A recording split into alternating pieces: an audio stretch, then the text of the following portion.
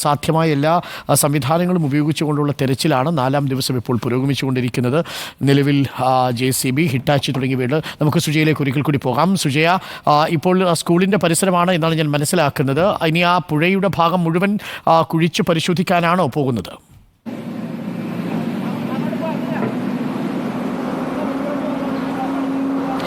അരുൺ, ഞാനിപ്പോൾ നിൽക്കുന്നത് ഈ പുഴ പല ഭാഗങ്ങളായി ഒഴുകി വന്നതിൻ്റെ ഒരു ചെറിയ കൈവഴിയാണ്. ഞാൻ ഈ നിൽക്കുന്നത് ഒരു ചെറിയ കൈവഴിയാണ്. ഇത് പക്ഷേ ഇങ്ങനെ ആയിരുന്നില്ല. ഇത് വലിയ ശക്തിയിൽ വലിയ ആഘാതത്തോടു കൂടിയാണ് ഇരു കരകളിലേക്കും, അതായത് സ്കൂളിൻ്റെ ഭാഗത്തേക്കും ഞാൻ ഈ നിൽക്കുന്ന ഭാഗത്തു കൂടിയെല്ലാം വലിയ രീതിയിലാണ് മലവെള്ളപ്പാച്ചിൽ വന്നത്. ദൃശ്യങ്ങളിൽ കാണുന്ന ഭാഗം ഇതെല്ലാം പുഴ കൊണ്ടുവന്ന ഡെപ്പോസിറ്റുകളാണ്. ഞാൻ ഈ നിൽക്കുന്ന ഇടത്തൊക്കെ മണ്ണ് താഴെ പുതഞ്ഞു പോകുന്ന മൺഭാഗങ്ങളുമുണ്ട്.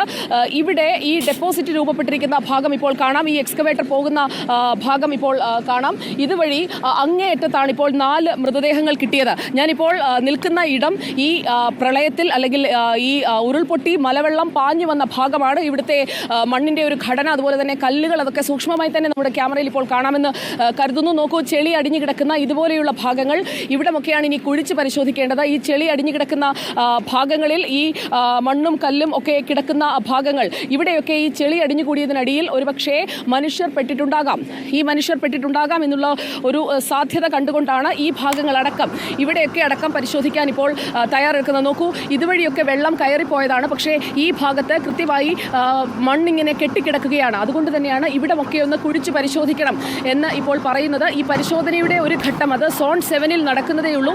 അവിടെ നിന്ന് ഈ മാർക്ക് ചെയ്തിരിക്കുന്ന സോൺ 4-ലേക്ക് ഒപ്പം സോൺ 6-ലേക്ക് ഒക്കെ എക്സ്കവേറ്ററുകൾ എത്തുന്നതേയുള്ളൂ. അതിന് മുൻപാണ് നമ്മൾ ഇവിടേക്ക് ഈ ഭാഗത്തേക്ക് വന്നിരിക്കുന്നത്. ഇവിടെ ഈ മണ്ണിൻ്റെ ഒരു ഘടന മാറിയത്, ഒപ്പം മലവെള്ളം എത്രത്തോളം മലയിൽ നിന്ന് മണ്ണ് അടർത്തിക്കൊണ്ട് ഈ ഭാഗത്തു കൂടി ഒഴുകിയിട്ടുണ്ട് എന്ന് വ്യക്തമാകുന്ന ദൃശ്യങ്ങളാണ് ഇപ്പോൾ നമ്മുടെ വീഡിയോ ജേർണലിസ്റ്റ് ബെഞ്ചിത്ത് കാട്ടി തന്നുകൊണ്ടിരിക്കുന്നത്. ഈ ഒരു ടെറൈനിലേക്ക് നമുക്ക് കടക്കാം.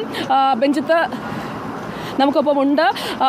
ബെഞ്ചിത്ത്, നമ്മളിപ്പോൾ ദൃശ്യങ്ങളിൽ പ്രേക്ഷകരിലേക്ക് എത്തിക്കേണ്ടത് ഈ ഭാഗമാണ്. ഇവിടെ മരങ്ങളുടെ വേരുകളും തടികളും അടക്കം കിടക്കുന്ന ഭാഗങ്ങൾ നമുക്ക് കാണാം.